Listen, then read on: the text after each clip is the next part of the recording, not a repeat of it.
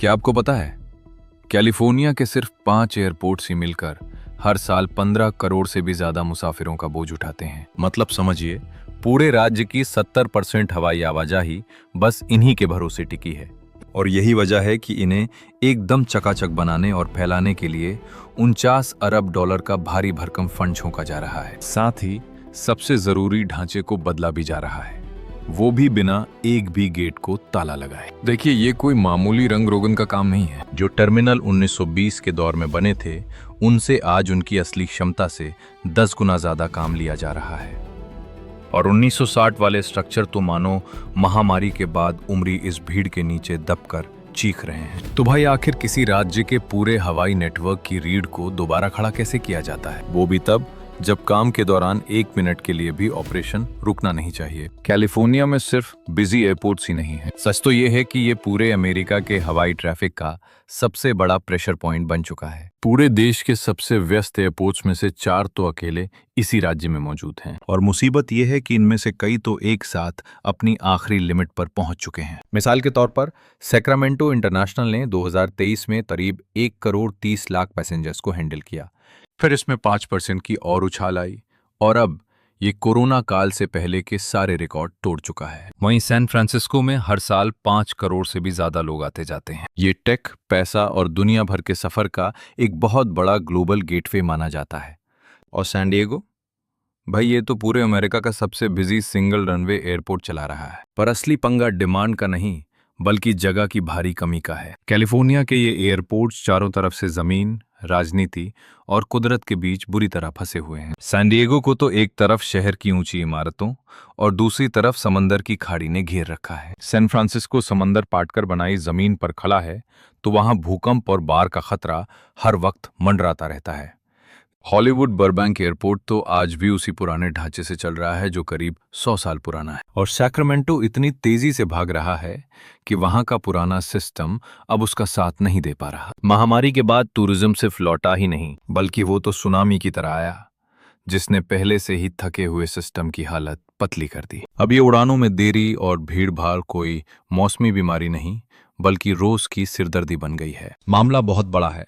California की take economy, tourism और सरकारी कामकाज सब कुछ दांव पर लगा है। पूरी दुनिया से जुड़े रहने के लिए ये जरूरी है कि ये एयरपोर्ट्स एक पल के लिए भी बंद ना हो। तो जब सरकारी फंड मिलने का एक छोटा सा मौका हाथ लगा, तो कैलिफोर्निया ने सिर्फ पैचवर्क नहीं किया, बल्कि पूरे सिस्टम को ही जड़ से बदलने की ठान ली। और ये चुनौती उस एयरपोर्ट पर सबसे खतरनाक है जिसके पास फैलने के लिए रत्ती भर भी जगह नहीं है। चलिए कहानी वहीं से शुरू करते हैं। सैन डिएगो इंटरनेशनल एयरपोर्ट शायद दुनिया की सबसे पेचीदा मुश्किलों के बीच काम कर रहा है। ये अमेरिका का वो इकलौता रनवे वाला एयरपोर्ट है जहां सबसे ज्यादा ट्रैफिक रहता है। यहाँ हर साल 1 करोड़ 22 लाख पैसेंजर्स उस टर्मिनल से गुजरते हैं, जिसे 1967 में सिर्फ 25 लाख लोगों के हिसाब से बनाया गया था। और यकीन मानिए, वहां बाहर फैलने की अब रत्ती भर भी जगह नहीं बची है। उत्तर में शहर की बड़ी बड़ी बिल्डिंग्स हैं, तो पश्चिम में समंदर का पानी रास्ता रोके खड़ा है। बाकी तरफ हाईवे और घर है। दूसरा रनवे बनाने का तो सवाल ही पैदा नहीं होता। टर्मिनल को बाहर की तरफ बढ़ाने के लिए भी वहां तिल बराबर जगह नहीं है। नतीजा, खचाखच भरे वेटिंग एरिया और सामान ढोने वाले सिस्टम की निकलती दम। सिक्योरिटी चेक की लाइनें तो ऐसी लंबी हैं कि बस सब्र का बांध टूटने ही वाला है। अब इसका हल ये है, 3 अरब 80 करोड़ डॉलर खर्च करके पूरे टर्मिनल 1 को ही नया बना देना। मतलब 30 नए गेट्स और 1,11,480 स्क्वायर मीटर का आलीशान इलाका। लेकिन असल आकर्षण तो वो है जिसे इन्होंने ल्यूमिनस वेव का नाम दिया है। सोचिए, एक चमकती हुई लहर। ये 274 मीटर लंबा कांच का एक घुमावदार हिस्सा है जिसकी ऊंचाई 9.75 मीटर है। इसे तैयार करने में लगभग 700 खास पैनलों का इस्तेमाल हुआ है जो सैन डिएगो के समंदर की झलक दिखाते हैं। डिजाइन तो कमाल है ही, पर काम के मामले में भी ये बेजोड़ है। कांच के पीछे का ढांचा देखकर आप तंग रह जाएंगे। 5200 गाड़ियों की पार्किंग है और मजेदार बात यह है कि 10% जगहों पर इलेक्ट्रिक गाड़ियों के लिए चार्जिंग पॉइंट्स दिए गए हैं। भीड़ से बचने के लिए 2 मंजिला सड़क बनाई गई है ताकि आने और जाने वाली ट्रैफिक आपस में ना उलझे। इससे हार्बर ड्राइव पर रोजाना चलने वाली 45,000 गाड़ियों को राहत मिलेगी। साथ ही एयरपोर्ट तक जाने के लिए 3 लेन की एक अलग सड़क भी है। ये सड़क लॉरल स्ट्रीट से सीधे टर्मिनल तक ले जाती है। सुरक्षा के लिए यहाँ 13 गेट्स हैं, जिनमें ऑटोमेटिक चेकिंग की तकनीक लगी है। अब ईंधन भरने के लिए ट्रकों का झंझट खत्म, क्योंकि जमीन के नीचे ही पाइपलाइन का सिस्टम बिछा दिया गया है। इससे काम तेज, सुरक्षित और एकदम साफ सुथरा होगा। ऊपर से 1920 मीटर लंबा नया टैक्सीवे भी तैयार है। टैक्सीवे ए को थोड़ा खिसकाने से जमीनी काम और रफ्तार पकड़ लेंगे। इसका पहला हिस्सा सितंबर 2025 में ही खुल चुका है। अभी 4 महीने ही तो हुए हैं। अब 2026 की गर्मियों तक 3 और नए गेट चालू कर दिए जाएंगे। जैसे ही ये काम पूरा होगा, उस पुराने टर्मिनल 1 को मिट्टी में मिला दिया जाएगा। 2028 की शुरुआत तक 8 गेट और जुड़ेंगे, मतलब पूरा प्रोजेक्ट उसी साल तक खत्म करने का प्लान है। इंजीनियरिंग का ये खेल दिमाग घुमा देने वाला है। सोचिए, एक तरफ हवाई अड्डा चल रहा है और ठीक बगल में आप तामझाम खड़ा कर रहे हैं। कुछ ही मीटर की दूरी पर विमान उड़ान भर रहे होते हैं। हर दिन यहाँ 1600 मजदूर पसीना बहाते हैं। अब तक करीब 17 लाख घंटों की मेहनत लग चुकी है। ये लोग काम के लिए एडवांस डिजिटल मॉडलिंग का इस्तेमाल कर रहे हैं। इसकी मदद से 500 ठेकेदार कंपनियां एक साथ तालमेल बिठाती हैं।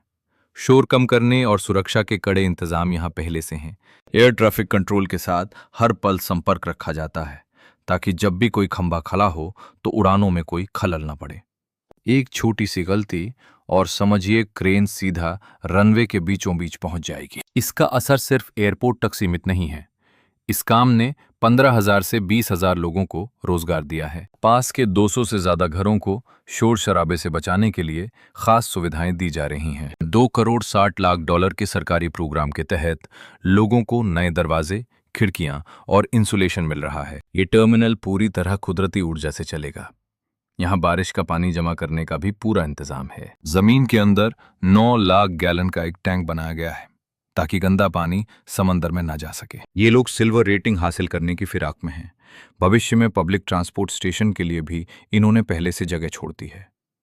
एक इलेक्ट्रिक शटल सेवा तो अभी से लोगों को ओल्ड टाउन ट्रांजिट सेंटर तक पहुंचा रही है। चलिए अब उस पुरानी जगह की बात करते हैं जिसका पूरी तरह कायापलट किया जा रहा है। हॉलीवुड बर्बैंक एयरपोर्ट का ढांचा इतना पुराना है कि ये 1920 के दशक की याद दिलाता है। लगभग 100 साल पुरानी ये बिल्डिंग आज के जमाने के 31 लाख मुसाफिरों को झेलने की कोशिश कर रही है। सच तो ये है कि ये आज के सुरक्षा मानकों पर बिल्कुल भी खरा नहीं उतरता, पर कहानी में एक मोड़ है।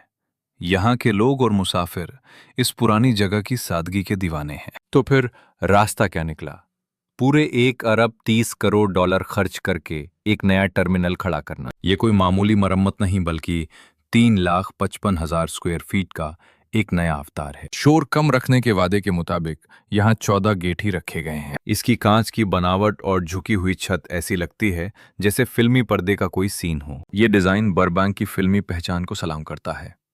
साथ ही पार्किंग की नई सुविधाएं भी तैयार हो रही हैं। सामान रखने की जगह और देख रेख के लिए नई इमारतों का निर्माण भी इसी प्रोजेक्ट का हिस्सा है। ये सब जमीनी उपकरणों और एक हाईटेक सुरक्षा जांच केंद्र के लिए बनाया जा रहा है। इन बदलावों से एयरपोर्ट न केवल सुरक्षित बनेगा, बल्कि यहाँ काम करना भी काफी आसान हो जाएगा। कांच की दीवारों से मुसाफिरों को बाहर का नजारा बहुत ही खूबसूरत दिखाई देगा। बर्बैंक की इस नई बिल्डिंग को पर्यावरण का पूरा ध्यान रखकर तैयार किया गया है। हर एक चीज को 21वीं सदी की जरूरतों के हिसाब से दोबारा सोचा गया है। नई तकनीक और पुराने अंदाज का ये मेल मुसाफिरों को एक अलग ही अनुभव देगा। ये भारी भरकम प्रोजेक्ट्स गारंटी देते हैं कि हमारे एयरपोर्ट्स भविष्य की उड़ानों के लिए पूरी तरह तैयार हैं। लेकिन असली ट्विस्ट तो यहाँ है। बर्बैंक को जो चीज सबसे अलग बनाती है ना, वो वाकई कमाल है। सोचिए, $1,30 करोड़ खर्च करके ये एकदम चकाचक मॉडर्न एयरपोर्ट बना रहे हैं, फिर भी इन्होंने वो पुरानी खुली हवा वाली सीढ़ियों से प्लेन पर चढ़ने का अंदाज नहीं छोड़ा। आज के दौर में जहां हर एयरपोर्ट जेट ब्रिज और बंद गलियारों के पीछे पागल है, वहीं बर्बैंक जानबूझकर बाहर खुले में बोर्डिंग करने का सिस्टम बचाए हुए है। पर आखिर क्यों? जवाब है कैलिफोर्निया की पुरानी उड़ानों वाली यादें, मुसाफिरों की अपनी पसंद और इस जगह का वो एकदम हटके अंदाज। ये लोग दुनिया को दिखा रहे हैं कि मॉडर्न होने का मतलब ये कतई नहीं है कि आप एयरपोर्ट को बोरिंग और आम बना दें। आप 1920 के दशक वाली वो पुरानी फील और आज की हाईटेक डिजाइन दोनों को एक साथ ला सकते हैं। और भाई, काम की रफ्तार तो देखिए। साल 2016 के नवंबर में मेजर बी के जरिए जनता ने इस प्रोजेक्ट पर अपनी मोहर लगा दी थी। पुराने टर्मिनल को गिराने का काम दिसंबर 2023 में शुरू हुआ और सिर्फ तोड़ने फोड़ने में ही इन्होंने 2 करोड़ 44 लाख डॉलर फूंक दिए। फिर अप्रैल 2025 आते आते वहां लोहे का ढांचा खड़ा होता साफ दिखने लगा। 2026 के आखिर तक काम पूरा करने का टारगेट है, जिससे बर्बैंक उन पांचों में सबसे पहले बाजी मार लेगा। अब आप सोचेंगे कि जिस एयरपोर्ट से साल में सिर्फ 31 लाख मुसाफिर गुजरते हैं, उसका कैलिफोर्निया के हवाई भविष्य में इतना नाम क्यों है? सीधा सा फंडा है। ये साबित करता है कि छोटे क्षेत्रीय एयरपोर्ट्स को भी आज के जमाने में टिके रहने के लिए अरबों डॉलर की मेकओवर की जरूरत है। कैलिफोर्निया का सबसे पुराना टर्मिनल अब पूरे राज्य की सबसे हाईटेक और नई जगह बनने जा रहा है। बर्बैंक दुनिया को एक मिसाल दे रहा है कि अपनी पहचान और इलाके की रूह को बचाते हुए भी एयरपोर्ट्स को मॉडर्न बनाया जा सकता है। ये उन छोटे एयरपोर्ट्स के लिए एक मिसाल है जो पुरानी हो चुकी इमारतों और कमियों से जूझ रहे हैं। लेकिन भाई, सैक्रामेंटो इंटरनेशनल एयरपोर्ट का तो किस्सा ही अलग है। यहाँ मामला पुरानी चीजों को ठीक करने का नहीं है, बल्कि आने वाले समय में होने वाली जबरदस्त भीड़ के लिए पहले से ही कमर कसने का है। मजे की बात तो यह है कि एलेक्स, एसएफओ और सैन डिएगो के बाद ये अब कैलिफोर्निया का चौथा सबसे व्यस्त एयरपोर्ट बन चुका है और यहाँ के आसमान पर साउथ वेस्ट एयरलाइंस का एक छत्र राज चलता है। इसकी तरक्की की वजह एकदम साफ है। राजधानी होना, सरकारी अफसरों का आना जाना, बढ़ता टेक मार्केट और जाहिर है टूरिज्म। सैक्रामेंटो सच में कुछ अलग ही मिट्टी का बना है। हालांकि अभी वहां सुविधाओं की थोड़ी कमी खल रही है, पर यही इकलौता ऐसा एयरपोर्ट है जो वक्त से 2 कदम आगे की सोच लेकर चल रहा है। इनका SM फॉरवर्ड प्रोग्राम ही देख लीजिए। ये 1 अरब 30 करोड़ डॉलर के निवेश का सिर्फ एक हिस्सा है। नए गेट्स लगाए जा रहे हैं ताकि टर्मिनल की क्षमता को और बढ़ाया जा सके। टर्मिनल्स के बीच एक पैदल रास्ता बनाया जा रहा है ताकि मुसाफिरों को यहाँ वहां भटकना ना पड़े। और गाड़ियों के लिए 5,500 सीटों वाला एक बहुत बड़ा पार्किंग स्ट्रक्चर भी तैयार हो रहा है। ट्रैफिक जाम से बचने के लिए कई लेन वाली सड़कों का पूरा जाल बिछाया जा रहा है। साथ ही नए ट्रांसपोर्ट सेंटर्स भी बन रहे हैं ताकि आज की बढ़ती भीड़ को आसानी से संभाला जा सके। पर ठहरिए, ये SM फॉरवर्ड तो बस झांकी है, असली पिक्चर तो अभी बाकी है। सैक्रामेंटो के पास 41 अरब 30 करोड़ डॉलर का एक महाप्लान है जिस पर काम चल रहा है। वे आज की नहीं, बल्कि सीधे 2040 के दशक तक की प्लानिंग कर रहे हैं। ये इसे महज एक छोटा मोटा एयरपोर्ट नहीं रहने देना चाहते, बल्कि इसे वेस्ट कोस्ट का एक बड़ा हब बनाने की तैयारी में है। तामझाम 2024 की चौथी तिमाही में शुरू हुआ और उम्मीद है कि 2026 की चौथी तिमाही तक पार्किंग गैराज खुल जाएगा। कॉन्कोर्स B को बढ़ाने का काम 2025 के आखिर तक शुरू होगा और ये 2028 के अंत तक जनता के लिए तैयार होगा। इन चारों बड़े एयरपोर्ट्स में से सबसे लंबा वक्त इसी प्रोजेक्ट को पूरा होने में लगेगा। इस पूरी लिस्ट में सैक्रामेंटो ही इकलौता ऐसा नाम है जो अभी अपनी तरक्की के शुरुआती दौर में है। वे आज की मजबूरी के लिए नहीं, बल्कि कल की आने वाली भारी डिमांड को ध्यान में रखकर तैयारी कर रहे हैं। ये इस बात का सबूत है कि कैलिफोर्निया बस हाथ पर हाथ धरे नहीं बैठा है। वे बड़े सपने देख रहे हैं, किश्तों में काम कर रहे हैं और वक्त से हमेशा एक कदम आगे रह रहे हैं। अब बात करते हैं सैन फ्रांसिस्को इंटरनेशनल की, जिसका खेल ही एकदम अलग लेवल का है। हम यहाँ 12.5 अरब डॉलर के एक भारी भरकम प्रोजेक्ट की बात कर रहे हैं। इन पांचों में यह सबसे बड़ा खिलाड़ी है। अकेले 2023 में ही यहाँ 5 करोड़ 2 लाख मुसाफिरों का मेला लगा था। 2024 और 25 में तो इसने सारे रिकॉर्ड ही तोड़ दिए। यहाँ तक कि द वॉल स्ट्रीट जर्नल ने इसे साल 2022 में नंबर 1 का दर्जा दिया था। यहाँ यूनाइटेड एयरलाइंस का दबदबा है, जिनका बाजार में लगभग 45% कब्जा है, और टर्मिनल 3 को उन्होंने अपना खास वेस्ट कोस्ट ठिकाना बना लिया है। सोचिए, सैन फ्रांसिस्को एयरपोर्ट यानी SFO की सीधी टक्कर सिएटल टकोमा से है, जहां साल भर में 5 करोड़ मुसाफिरों का आना जाना लगा रहता है। सिर्फ इतना ही नहीं, प्रशांत महासागर वाले रूट्स के लिए इसका असली मुकाबला LAX से है, जो सालाना 7.5 करोड़ यात्रियों को संभालता है। और जानते हैं क्या? सिर्फ टर्मिनल 3 वेस्ट को मॉडर्न बनाने में ही 2 अरब 60 करोड़ डॉलर फूंके जा रहे हैं। भाई साहब, ये रकम मामूली नहीं है। टर्मिनल 3 के पश्चिमी हिस्से का करीब 6.5 लाख वर्ग फुट का इलाका पूरी तरह से बदला जा रहा है। खाने पीने के शौकीनों और शॉपिंग के दीवानों के लिए 2 लाख वर्ग फुट की बिल्कुल नई जगह तैयार की जा रही है, जहां आलीशान लाउंज भी होंगे। सुरक्षा जांच का दायरा बढ़ाया जा रहा है और वहां अब लेटेस्ट टेक्नोलॉजी वाली मशीनें लगाई जाएंगी ताकि लंबी कतारों से छुटकारा मिले। सन 1989 के लोमा प्रिएटा वाले भयानक भूकंप ने जो कमियां दिखाई थीं, उन्हें दूर करने के लिए अब पूरे ढांचे को भूकंप रोधी बनाया जा रहा है। ये बहुत जरूरी है। इंटरनेशनल टर्मिनल से सटाकर एक 6 मंजिला इमारत खड़ी की जाएगी, जो खास तौर पर यूनाइटेड एयरलाइंस के लाउंज के लिए होगी।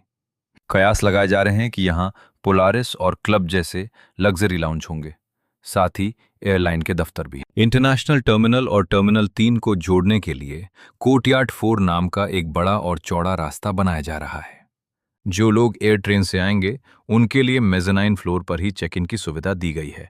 आगे चलकर यूनाइटेड एयरलाइंस टर्मिनल 3 के अपने दोनों अलग अलग चेक इन इलाकों को मिलाकर एक बड़ा हब बना देगी। लेकिन रुकिए, ये तो बस शुरुआत है।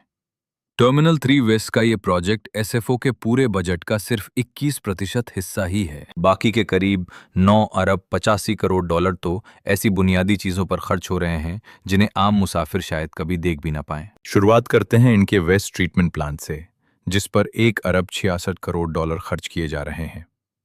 एसएफओ का अपना खुद का मेल लियोंग वेस्ट वाटर प्लांट है, जो 70 के दशक में एयरपोर्ट की जमीन पर ही बनाया गया था। ये प्लांट हर तरह के कचरे और गंदे पानी को साफ करके उसे दोबारा इस्तेमाल के लायक बनाता है, जिससे एयरपोर्ट की ज़रूरतें पूरी होती हैं। अब भाई काम इतना बढ़ गया है कि इस प्लांट की क्षमता बढ़ाना एकदम लाजमी हो गया है। समंदर की लहरों से बचाव यानी शोर लाइन प्रोटेक्शन का खर्चा भी कुछ कम नहीं है। ये एक बड़ी चुनौती है। एसएफओ को सैन फ्रांसिस्को खाड़ी के किनारे भरान वाली जमीन पर बनाया गया है, इसलिए इन्हें 30,000 फीट लंबे सुरक्षा बांध चाहिए। बढ़ते समुद्री जलस्तर और बाढ़ से बचने के लिए कंक्रीट की दीवारें और विनाइल की मजबूत परतें बिछाई जा रही हैं।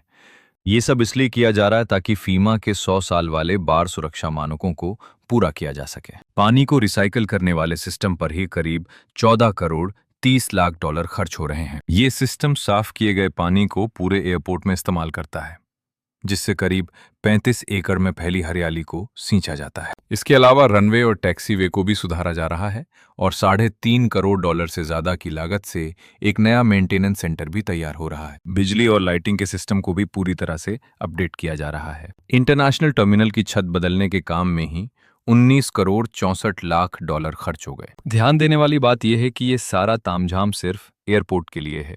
शहर के सिस्टम से इसका कोई लेना देना नहीं है। अब आप सोचेंगे कि इन छिपे हुए खर्चों का क्या मतलब? असल में ये एयरपोर्ट्स अपने आप में एक चलते फिरते शहर जैसे होते हैं। यहाँ हर सिस्टम को खुद ही बनाना, संभालना और वक्त वक्त पर सुधारना पड़ता है। यही वजह है कि एसएफओ का ये पूरा बजट सैन डिएगो के कुल प्रोजेक्ट बजट से भी लगभग 2 गुना है। कमाल की बात तो ये है कि काम भी चलता रहता है और एयरपोर्ट रुकता भी नहीं। ये इंजीनियरिंग का जादू है। बाहर से बने बनाए हिस्सों को रातों रात फिट कर दिया जाता है ताकि मुसाफिरों को कोई दिक्कत ना हो। यात्रियों के आने जाने के लिए अस्थायी रास्ते बनाए गए हैं ताकि भीड़ न लगे। ये लोग पर्यावरण का भी पूरा ख्याल रख रहे हैं और लीड प्लैटिनम सर्टिफिकेट हासिल करने के लिए लो कार्बन स्टील और कंक्रीट का इस्तेमाल कर रहे हैं। और यही वो कारण है कि एसएफओ को हमेशा नंबर 1 की रेटिंग मिलती है। इनका फ्लाई क्वाइट प्रोग्राम उन एयरलाइंस को इनाम देता है जो शोर कम मचाती हैं और बेवजह अनाउंसमेंट नहीं करती। पूरे एयरपोर्ट में आवाज सोखने वाले खास इंसुलेशन का इस्तेमाल किया गया है। नतीजा, टर्मिनल 3 वेस्ट के इस बड़े मिशन की शुरुआत अगस्त 2024 में हुई थी। उम्मीद है कि 2027 की पतझड़ तक ये खुल जाएगा और वो 6 मंजिला इमारत 2028 की शुरुआत में तैयार होगी। ये पूरा मेगा प्रोजेक्ट वित्त वर्ष 2029 तक चलता रहेगा। पैसे की बात करें तो ये सारा फंड रेवेन्यू बॉन्ड से आता है। सरकार से तो बस 1.2% की मामूली मदद मिलती है। इस भारी भरकम खर्चे को पूरा करने के लिए लैंडिंग और टर्मिनल फीस में 8% की बढ़ोतरी की गई है। और फिर बारी आती है एलएएक्स की, जिसके बारे में तो सबको पता ही है। सालाना 7.5 करोड़ मुसाफिर, यानी सैन फ्रांसिस्को या सिएटल के मुकाबले पूरे 50% ज्यादा भीड़। पूरे 30 अरब डॉलर का एक महाकायाकल्प प्रोग्राम। पिछले साल हमने इसके पूरे बदलाव पर बात की थी, लेकिन अब देखिए कि क्या कुछ बदल चुका है और आगे क्या होने वाला है। अगस्त 2023 में डेल्टा स्काईवे का काम पूरा हुआ। 2 अरब 30 करोड़ डॉलर का यह प्रोजेक्ट टर्मिनल 2, 3 और टॉम ब्रैडली इंटरनेशनल को आपस में जोड़ देता है। यहाँ का automated people mover train system जून 2026 में शुरू होगा, यानी अब सिर्फ 5 महीने बचे हैं। ये 5.5 अरब डॉलर के जमीन स्तर के आधुनिकीकरण प्रोग्राम का हिस्सा है, जो सभी टर्मिनल्स को रेंटल कार की सुविधा और मेट्रो से जोड़ देगा। इसे असल में 2023 में ही आ जाना चाहिए था, पर यह 3 साल लेट हो गया। फिर भी सड़कों का जाम कम करने के लिए ये बहुत जरूरी है। सड़कों को सुधारने के इस प्रोजेक्ट पर $1.5 अरब खर्च हो रहे हैं और नवंबर 2025 में इसे $1 अरब की अतिरिक्त फंडिंग भी दी गई। एयरपोर्ट के अंदर आने जाने वाली करीब 4.5 मील लंबी सड़कों को नए सिरे से डिजाइन किया जा रहा है। 2028 के समर ओलंपिक से पहले एयरपोर्ट में घुसने वाले रास्तों का काम खत्म होना बहुत जरूरी है, क्योंकि तब पूरी दुनिया की नज़र लॉस एंजलिस एयरपोर्ट की परफॉर्मेंस पर होगी। बाहर निकलने वाली सड़कों का काम 2030 तक जाकर पूरा होगा। कंस्ट्रक्शन के दौरान वो मशहूर थीम बिल्डिंग को सहारा देने वाले पुराने पिलर्स हटा दिए जाएंगे। पूरे एयरपोर्ट पर टर्मिनल्स को चमकाने का काम जारी है। टर्मिनल सी का तो $3 अरब में हुलिया बदला जा रहा है, जहां 400 से ज्यादा खंभे हटाए जा रहे हैं और छत को ऊंचा करके सारी सुविधाएं एकदम नई बनाई जा रही हैं। टर्मिनल 5 को तोड़कर फिर से बनाने का काम तो अभी चल ही रहा है। टॉम ब्रैडली इंटरनेशनल टर्मिनल का मेकओवर जनवरी 2026 से शुरू कर दिया जाएगा। आगे की तैयारी और भी बड़ी है। $15 अरब से ज्यादा का एक airfield modernisation programme planning stage में है। टर्मिनल 9 में 15 गेट और कॉन्कॉर्स 0 में 9 गेट होने से यहाँ करीब 30 लाख स्क्वायर फीट की जगह और बढ़ जाएगी। अब जरा इस पैमाने को देखिए।